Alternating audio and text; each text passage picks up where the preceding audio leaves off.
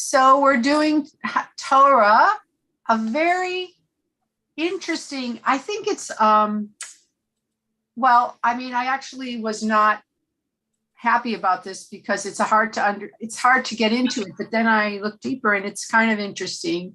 It's Parshat Tzav, which means command, it's a commandment. And the word mitzvah comes from commandment, even though we always think of mitzvah as a good deed. It's really what I call a holy obligation, is the way I translate it, because you're supposed to do it. Because the word command is in there, but on the other hand, it sanctifies you and whatever you're doing. But anyway, and it's about the sacrifices. It's a manual. Now, the whole book of Vayikra, except for a section in the middle called the Holiness Code, it's kind of a priest's and Levite manual on how to give sacrifices. So before we begin, I'd like to know what you know about the sacrifices in the temple. First, let's start with that. What do you know about the sacrifices in the temple? So does anybody want to share what you know about it? What do you know? Okay, Penina. We discussed it actually Saturday morning with Rabbi David. Yeah. I understand that the word korban comes from the root of the word karov, kuf resh bet, which means close, to be close to someone, or try to get close to someone. So most of the time after the temple was the second temple, we hear more about when they do it. So mostly during the holidays, and anytime that they had a chance to get closer to the main temple, it was done in the temple. I don't know, I cannot read the minds of the Levites and the things, but all I understand, the way I looked at it, is people usually gather at the temple. And it was a good time to not only to make goody-goody with God, but also to be together. So the whole idea of the religion was to give birth to a new nation who is going to be believing into this one God. So I think the temple was like a symbol, and the sacrifices is like to say thank you to God. Okay, so and also a chance to get together. Okay, but some of the sacrifices actually, and we're going to look at the different ones. And okay, so the word sacrifice is an English translation. Closer is an offering, they would say, an offering. And it does come from the word for it is korban, which comes from karov, which means to draw close. In fact, krovim are relatives. Right. So it's people. But if you look at the text, it's very detailed how you put the kidneys here and the fat there, and you eat this and you don't eat that. And then again, we talked about you put some blood on your ear and blood on your toe and blood on your thumb and all this stuff.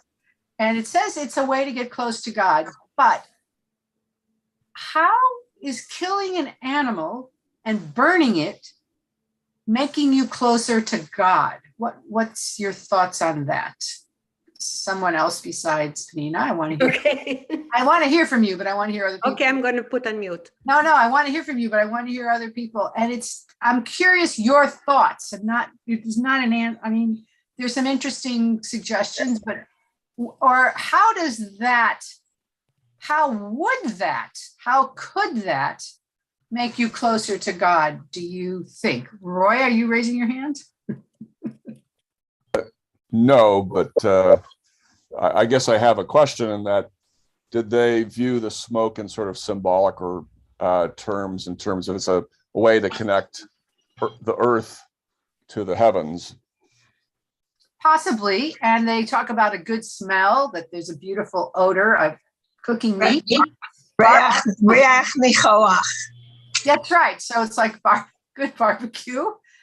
But why would giving your best animal, or bringing an animal and burning it on an altar, draw you closer to God, do you think? Does anybody have any ideas?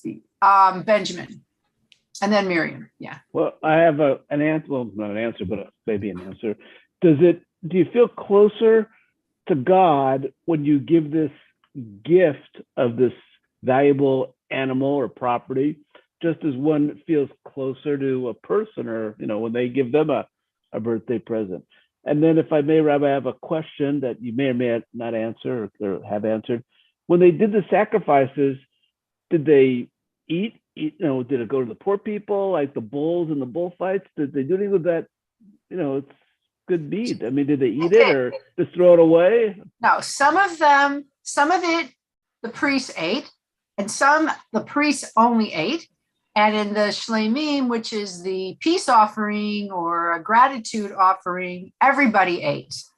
And they all ate. And also it was an opportunity for Israelites to eat meat, because mainly they were vegetarian because they couldn't afford it, but they mainly ate vegetables and dairy and cheese and eggs and whatever.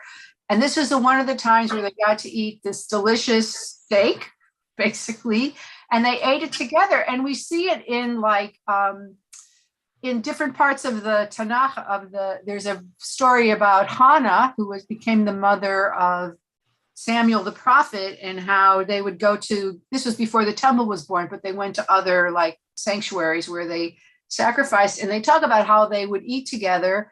And her husband, she was barren because that's typical of the matriarchs, and her husband would give her a double portion because he loved her so much. He'd give her whatever. So we know that they ate together. I always connects. Yeah. I think kind of what I was saying before about giving is a good feeling, and then you have this great meal or feast with these sacrificed animals. So good times. So you feel closer to God with these good feelings and good emotions around the sacrifices.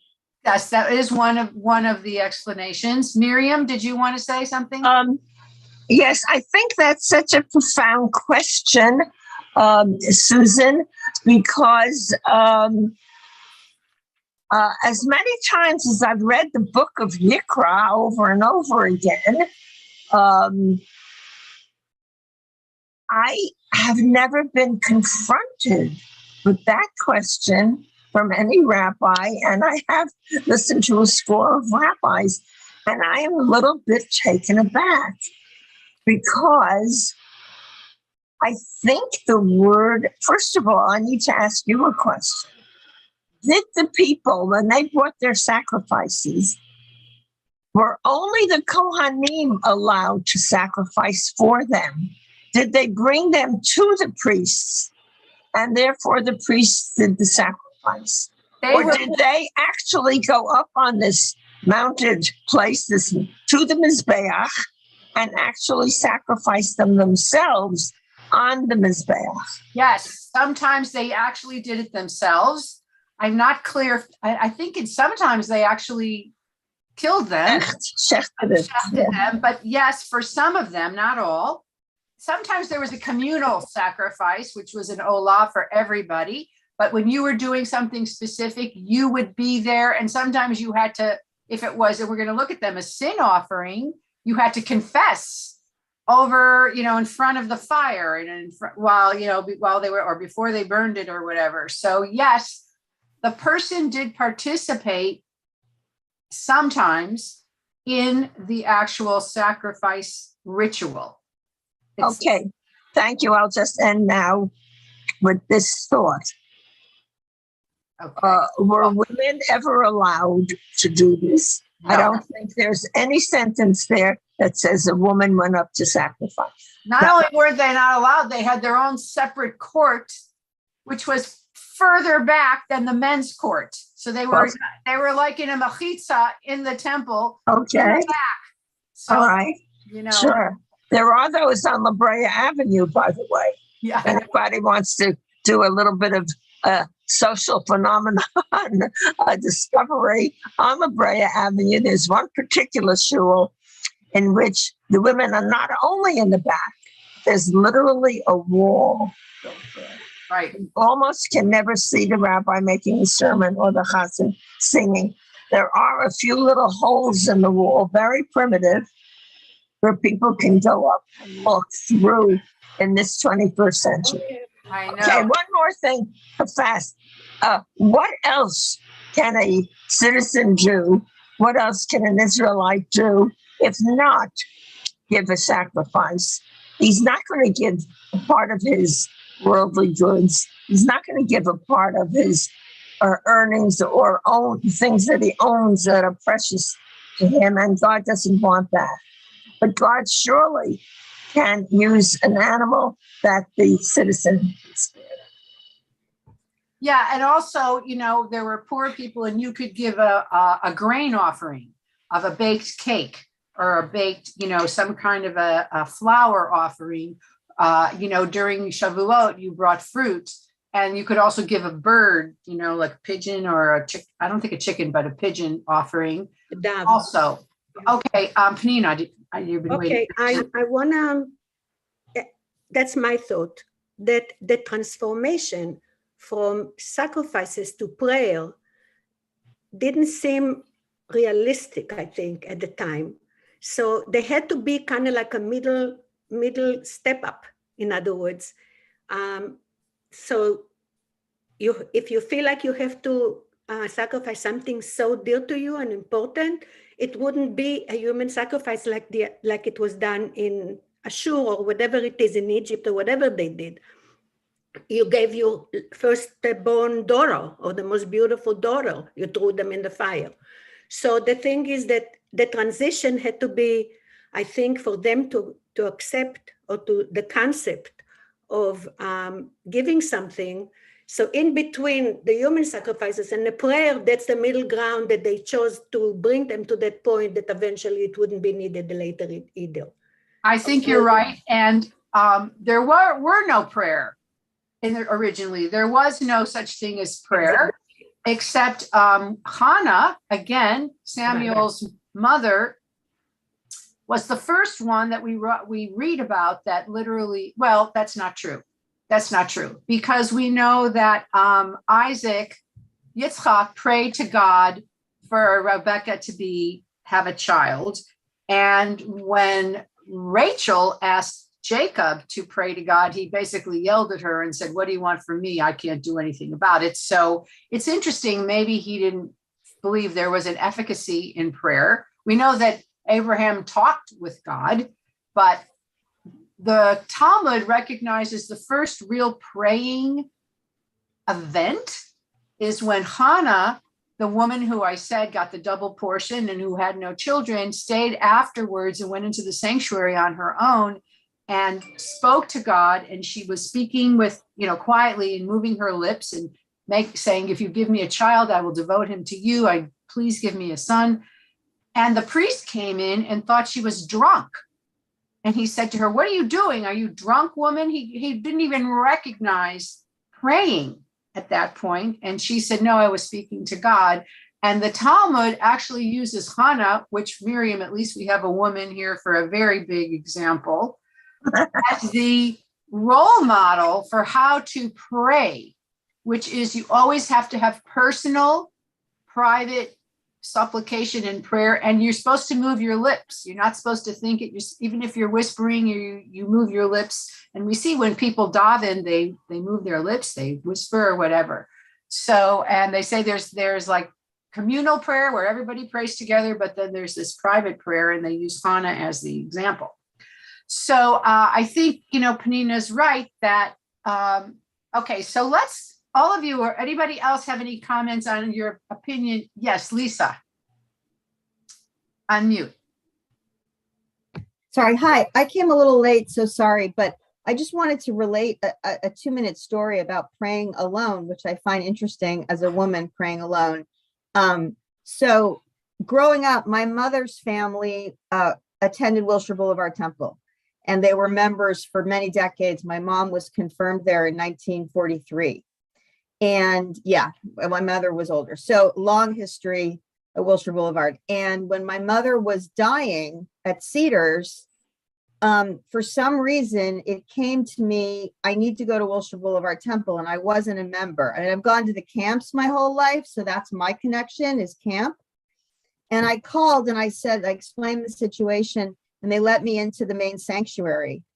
And I went in there and of course, was falling to pieces, but it was so helpful to be in there, because this is the synagogue where my grandparents were members for decades. My mother was confirmed there. She's up on the picture in the hall.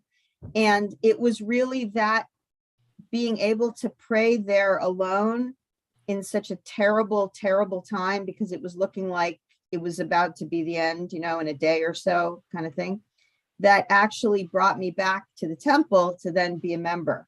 And I was all alone. It was a regular weekday, and they were kind enough, I don't remember who I spoke to let me in. And so it was very profound, sitting there alone. I can't say I was praying. I was more, a mess, but there was something about being there that was incredibly comforting.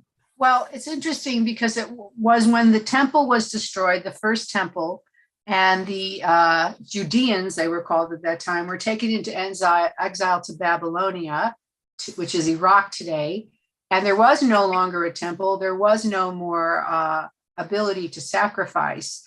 That these men of the great assembly, they were called, these leaders, and there were priests there too, Kohanim, but these leaders basically kind of turned to prayer or created prayer, and they created prayer, which we find much more effective perhaps than sacrifice. And the very first prayer that was written was the Amidah, by the way, the Shemona Esrei, it can be called. It was the Amidah. That's why sometimes it's called HaTefillah, the prayer, because it's that old.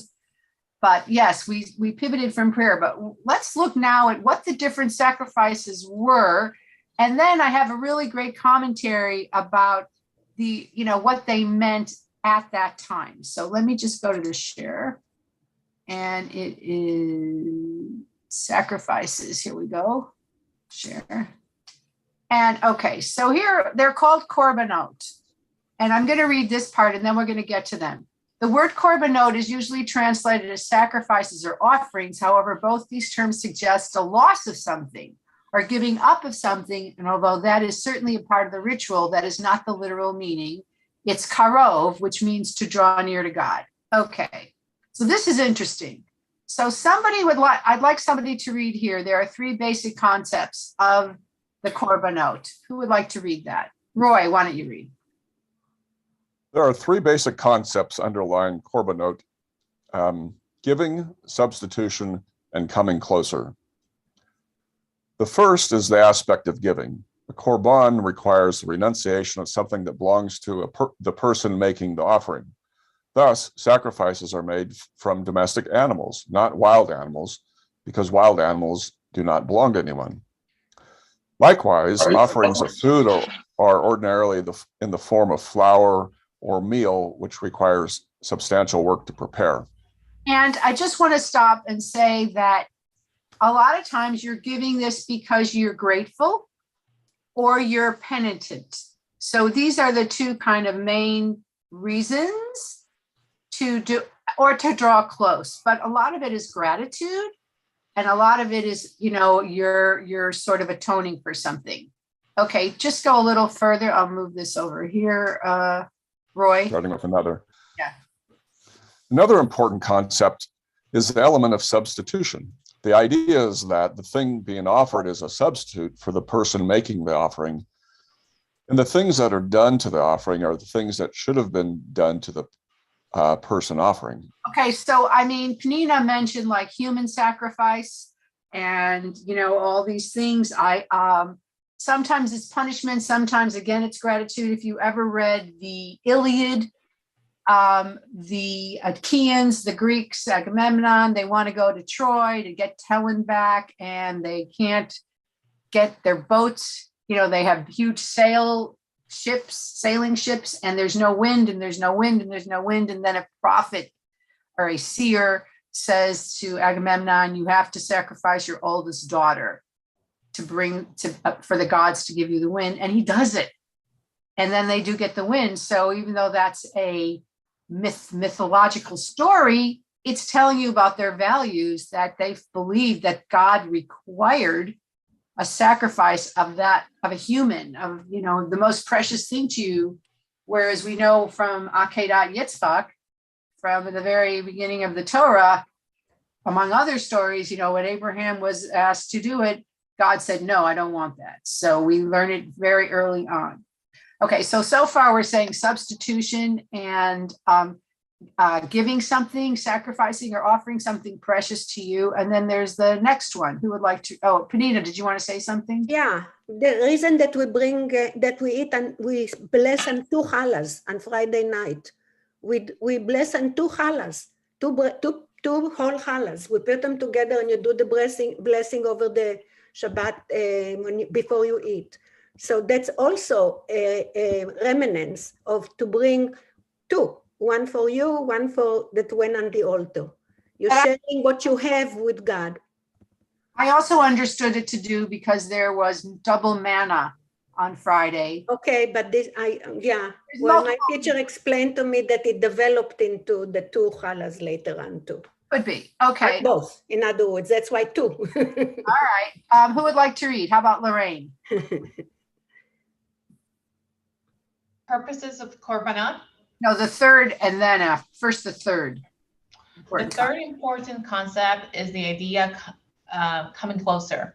The essence of sacrifice is to bring a person closer to God. Purposes of Corbanote. Contrary to the popular belief, the purpose of Corbanote is not simply to obtain forgiveness from sin, although many Corbanote have the effect of expiating sins. There are many other purposes for bringing Corbanote. Yeah. And the expiatory effect is often incidental and is subject to significant limitations.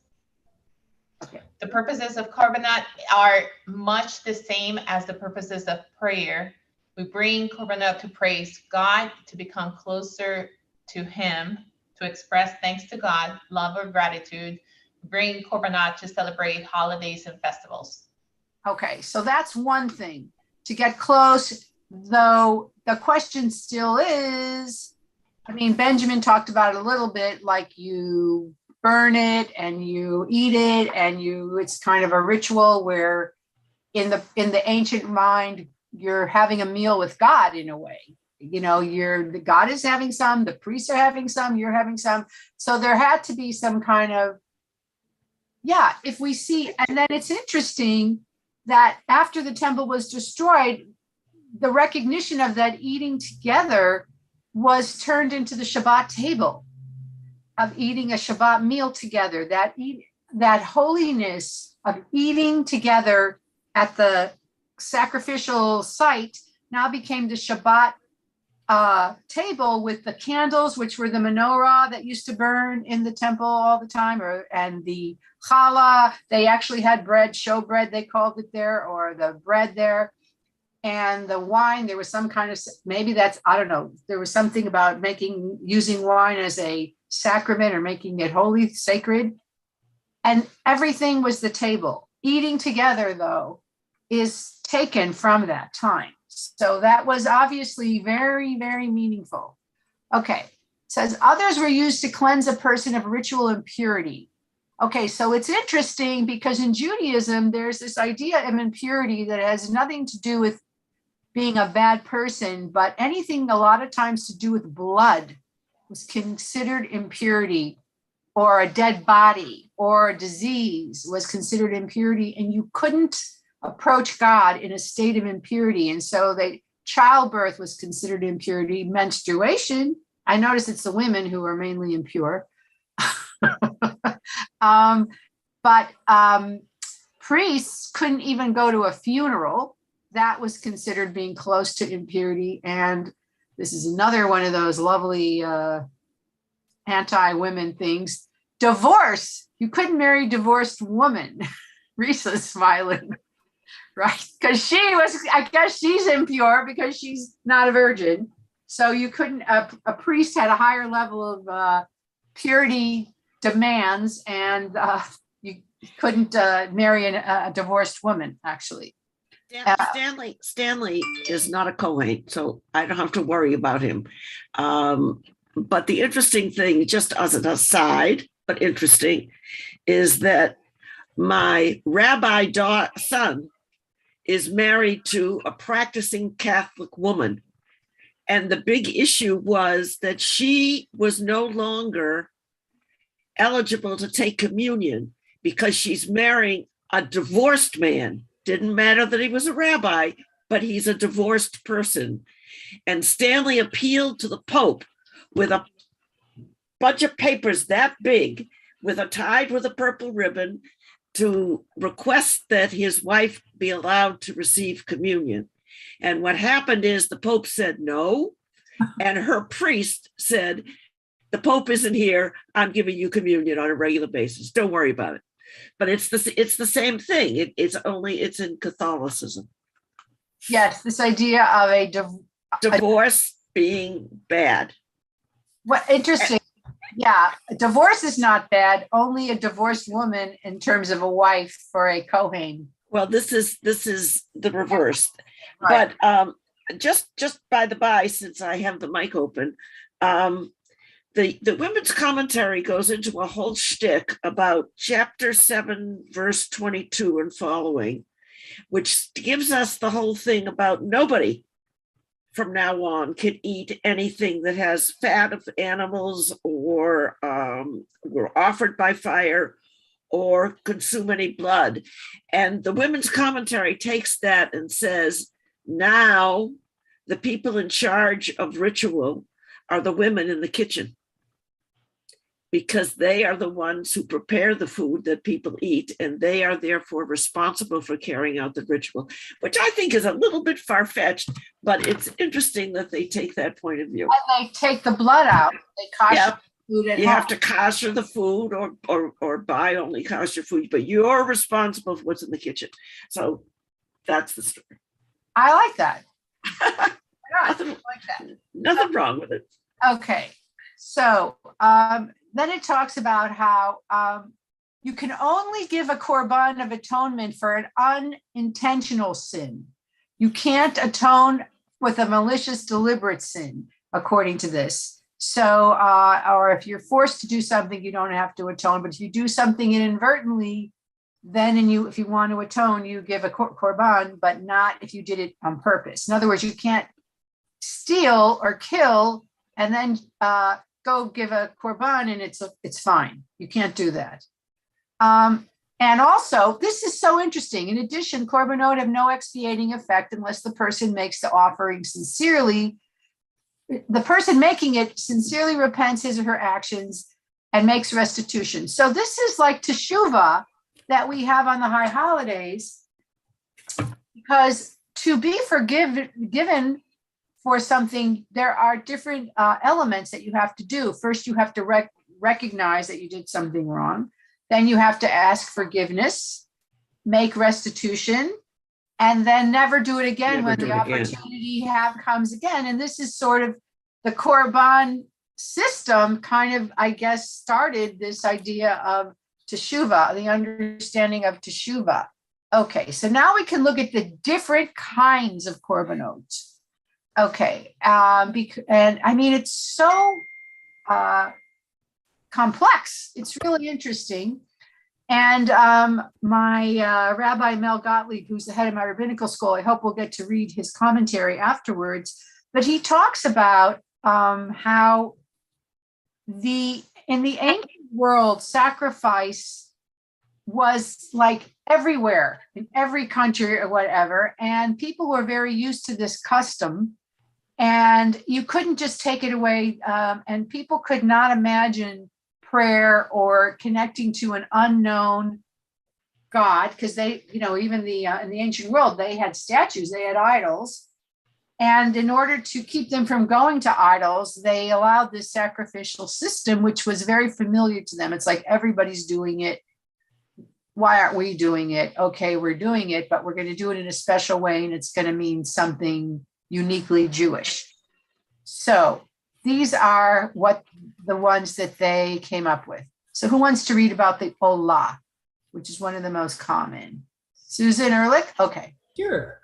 On the burnt offering. Perhaps the best known class of offerings is the burnt offering.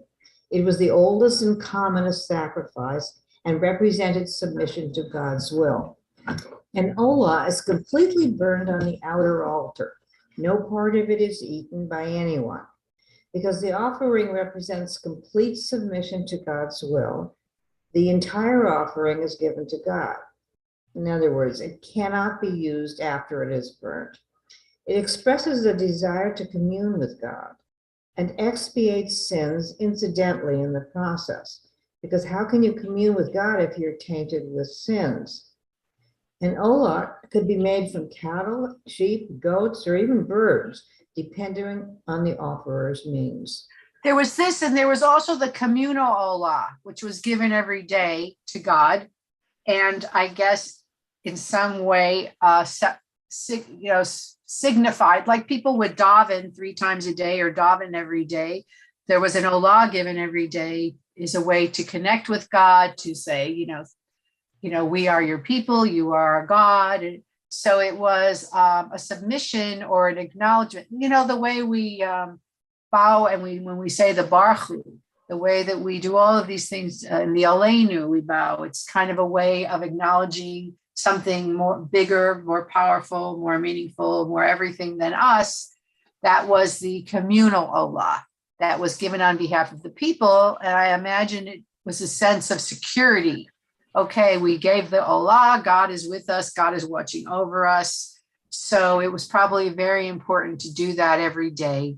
Just like people today, there are a lot of Jews who pray every single day. They don't feel right unless they put on their tefillin, which is an interesting kind of submission, perhaps wrapping the straps on you and acknowledging God in your life.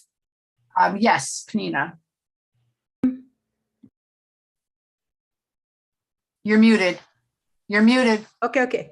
It brings to my mind the gathering of people on Mondays and Thursdays, if they weren't close to the temple, to get together to listen to the Parshat, to listen to the daily prayer, and giving the chance to pray together. Yes. So I think that word is very, very important. Like I said before, it was supposed to be, the idea was to get the people together also, to build, you're building a nation, not by one person. This is it. Rabbi? Yes. Brad. Can I jump in? I was waiting for you. When you talk about offering or gift, I can't help but think of the philosopher Marcel Mauss, who has studied gift giving in societies. And his study leads him to believe that there are 3 parts to a gift. One, there's the offer, followed by the acceptance, and the third part is the return. In other words, the party accepting the gift is under an obligation somehow to return. And that is what brings cohesion and coming together, are these 3 elements. And so I don't think that you can talk about an offering or a gift without acknowledging the understanding of the person making the gift is expecting something back in return. I agree with you, and it has to be God's protection, God's presence. This is our God. This God looks out for us. This God gives us rain and, crops and fruitfulness and victory in war. So you're absolutely right. It is kind of an appeasement. It's kind of a bargain. It's a treaty, and there's 2 sides to the treaty. And I think that's understood. And that's why when the temple was destroyed, the Jews, I've said this before, had like a spiritual nervous breakdown, because there's now our connection to God, and God watching over us is gone. God left us.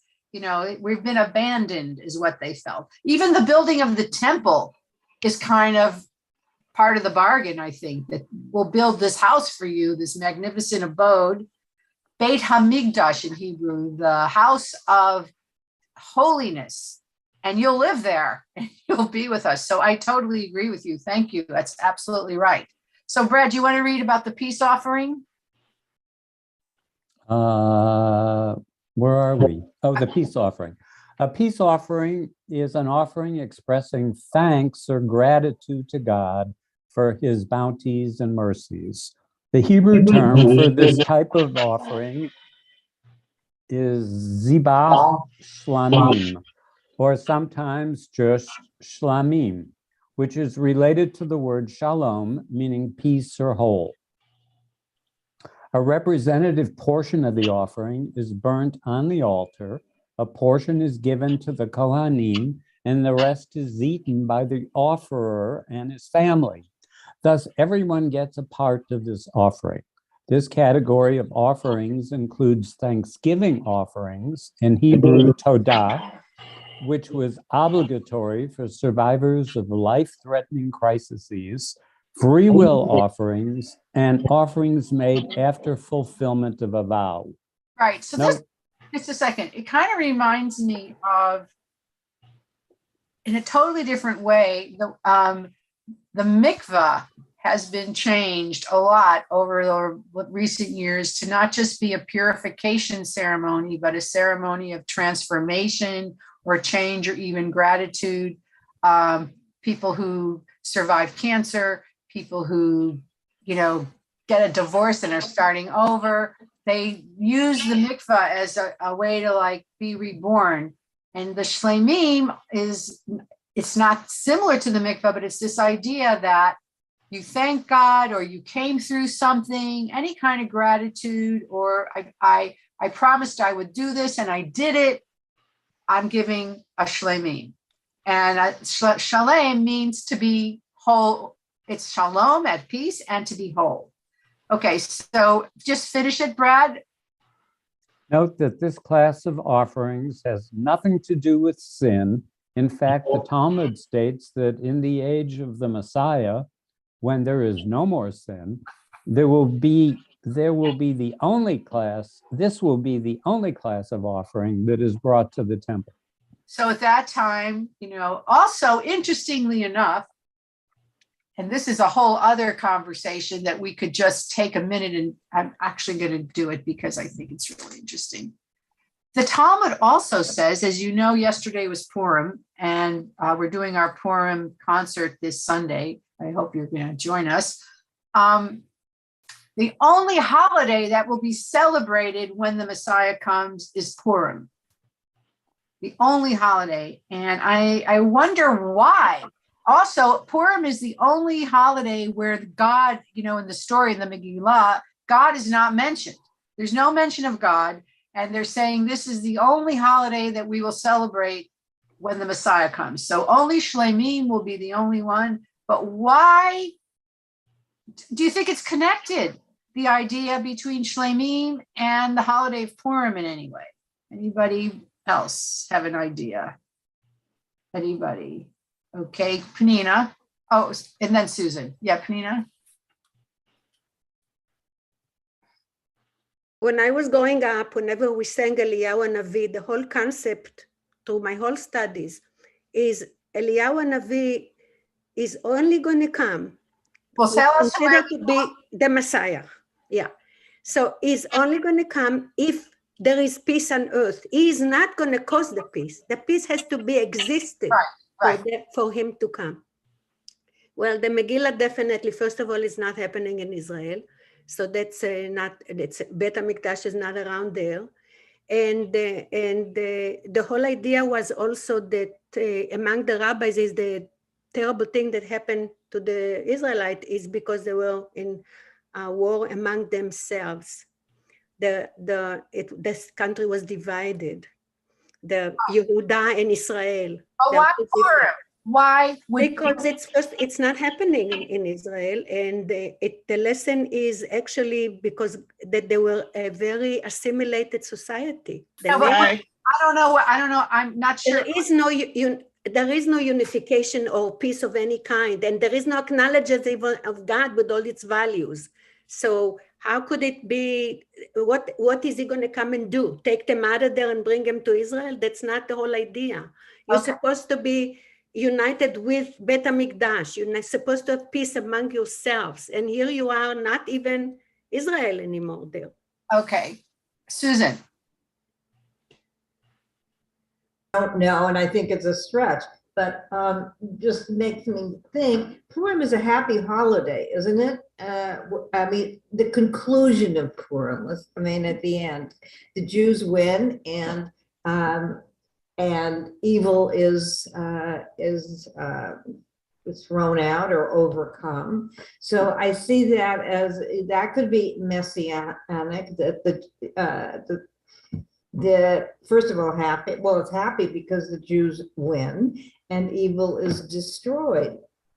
So, Except if you ever read the Megillah, the part that we never talk about is after Esther, saves yes, that's right. The Jews are given permission to basically go out and kill all their enemies. So there you go. I mean, evil is destroyed. Evil is destroyed. So that's why we're only going to read about that. Okay. Any other thoughts of why that would be the only holiday that we're supposedly going to celebrate once the Messiah comes? Risa, do you have any thoughts on that? No. Anybody? Okay. Just curious. Perhaps, I'm not even sure. I mean, I haven't found an answer for why they say that, but it seems like maybe it's an example how one person, like the Messiah, I mean, it's what we all could be the Messiah. We all could save our people. We could all make the difference. We could all change destiny, history, or fight evil, because it was just one woman who really did it.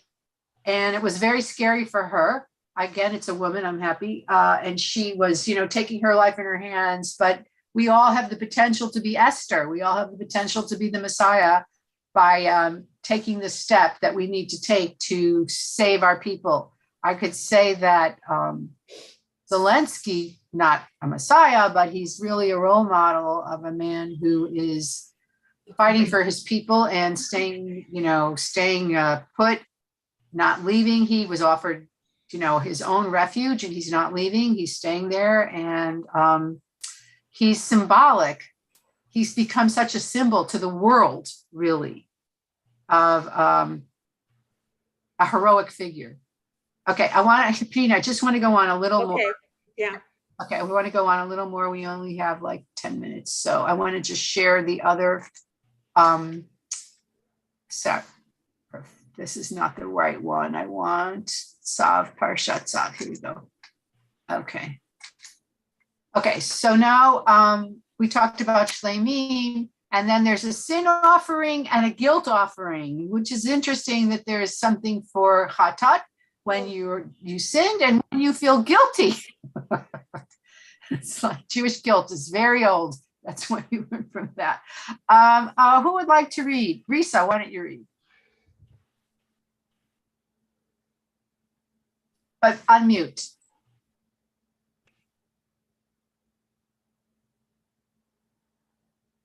You're still muted. You're unmuted. You're muted. Sorry. I've been trying to follow the text while you're talking about each one of these things. So I'm a little bit doing two things at once here. Where shall I begin? Chatat. Chatat. A sin offering is an offering to atone for and purge a sin. It is an expression of sorrow for the error and a desire to be reconciled with God. The Hebrew term for this type of offering is chatat, from the word chayet, meaning missing the mark. A chatat could only be offered for unintentional sins committed through carelessness, not for intentional malicious sins. The size of the offering varied according to the nature of the sin and the financial means of the sinner. Some chatatot are individual and some are communal. Communal offerings represent the interdependence of the community and the fact that we are all responsible for each other's sins. Sorry, I didn't catch that. Try tapping about to edit. What's interesting about this? Again, I think about Yom Kippur and the Al Chetz, which is the same thing, where we say them as a community, we all say all the sins that we perhaps performed, or we atone for everyone's sins. And again, I'm looking at this and I'm seeing that sort of the seeds of the Yom Kippur service. Right here. And the Sorry.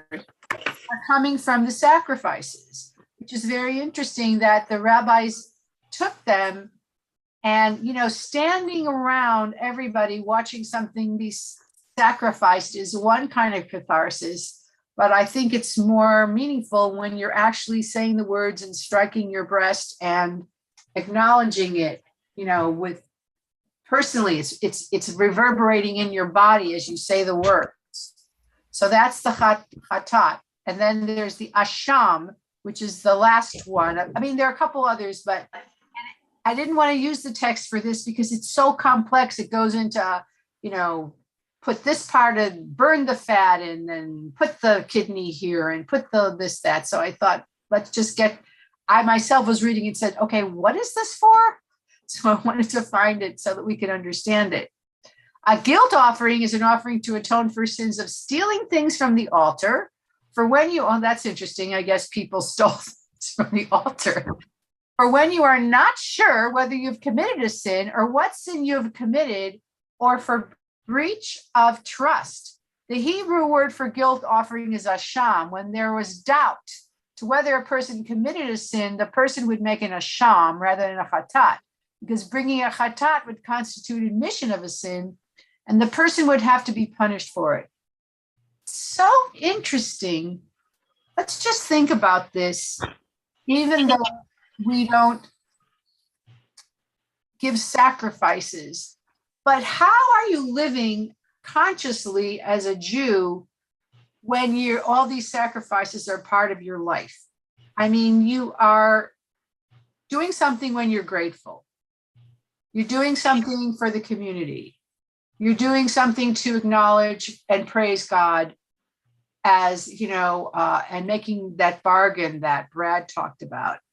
You are doing something when you did something wrong, and you're doing something when you're worried you did something wrong and you're not sure, which is maybe this is the origin of Jewish guilt. But what I'm saying is, even though the means of acknowledging these behaviors are primitive to us and how we do, they're very valuable in that they make us very aware of the way we're living our lives. I mean, what do we do today? How many people, where is she? She was just here. Oh, she left. Did she leave? The woman who talked about praying in the temple. How many times do we just stop and pray when we're going through these emotions? Guilt, we did something wrong. I mean, a lot of time, except, Lisa. So Lisa was talking about that, going and praying when we need God's blessing, God's help, God's strength. Do any of you what do we do today? Does prayer work for you? Let me ask you this. Does prayer work for you? Risa? That's a tough one. It's all tied up with the interpretation of who or what you think God is, because your prayer is being directed to your concept of God. And for me, the most important part is the internal. So if I am in a place where the prayer is important, I'm really searching deeply into myself. And then if I can help myself understand, I will come to my own answer. So sacrifices wouldn't have done it for you? Oh, definitely not. But I was brought up by a wonderfully strong socialist mother. At the point, Stanley usually comes in and says communist. But definitely a socialist. And she would never do an alchet because she said, I didn't do it and I don't particularly care what other people did. Okay. Walk out of the synagogue and smoke a cigarette because smoking was not allowed in the synagogue. At least you didn't eat a sandwich. No, yes, she did that too. Okay. But it's because her religious beliefs were completely internalized and had nothing to do with the outside. And Right. That's kind of what I inherited. Okay, so anyone else, does prayer work for you? Does prayer work for you?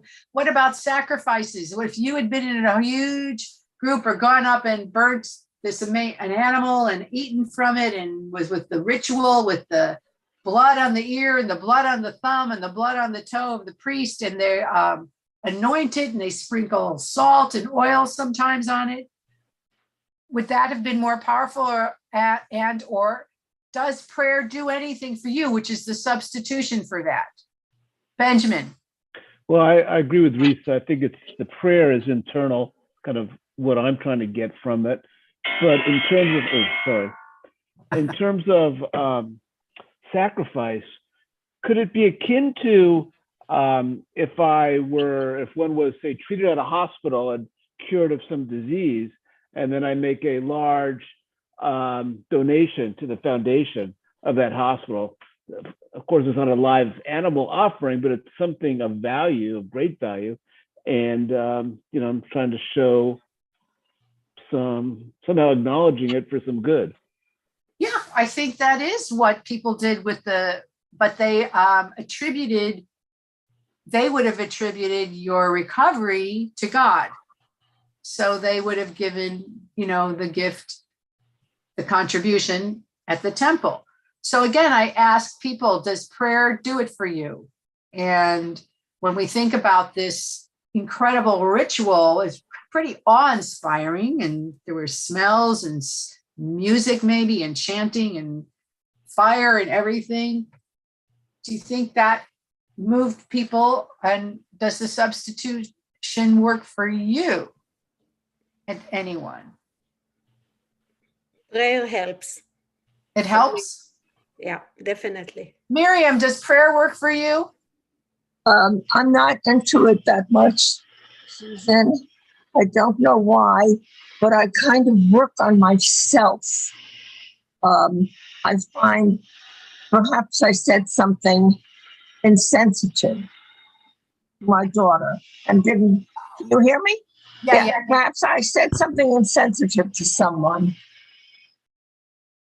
And if I'm lucky, I was made aware of it.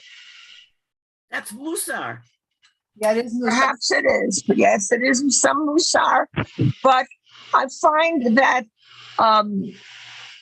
I don't think of myself as a controlling person.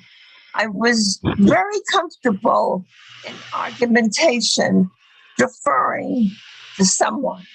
That would exclude, I'm sorry to say that would exclude someone who voted for Trump. I would not engage in any discussion with them. I'm sorry to say that. I will get nowhere. I tried and I'm through with that. But in normal argumentation, which unfortunately does exist, we don't live in euphoria. We do disagree with people. We disagree with our grown children. And what I find that I need to work on a constant basis, never give up on it, is how I talk to others. Not so much what I say, but how I talk to others. And this I find very useful for me at my tender age. And I also try to make someone aware when I see that they have hurt their feelings, have hurt someone's feelings. I find it never necessary to hurt somebody's feelings. And I'm sorry, I'm no saint, I'm no Pollyanna, but I do strive on a daily basis. Beautiful. Therefore, but I do love to go to shul, which hasn't happened much during COVID. I haven't gone anywhere during COVID. And I do love the idea of being with the community at services. I think this is one of the most Jewish things that anybody could ever do. Thank you. Roy, I want to end with you. Roy? Oh, thank you. I just wanted to express my appreciation to both Risa and Miriam for articulating my own sort of thoughts that I might not have articulated, but it's, working on one's inner self. And, my pre-Jewish days, Aristotle's ethics were sort of a framework in terms of sort of moral balance. And then Musar has a great appeal, but it's the prayers on Yom Kippur that have so much meaning, where you look inwards and work on being a more moral and just person. So nothing moves me more than going to service on Yom Kippur. Thank you. I want to just end with saying I lead services, and we have beautiful Shabbat services with so much music and singing, and I will go in there tired or whatever, and after the singing and the music, because it's very robust at our synagogue and other places where there's a lot of singing and a lot of beautiful music, I actually feel transported to another level.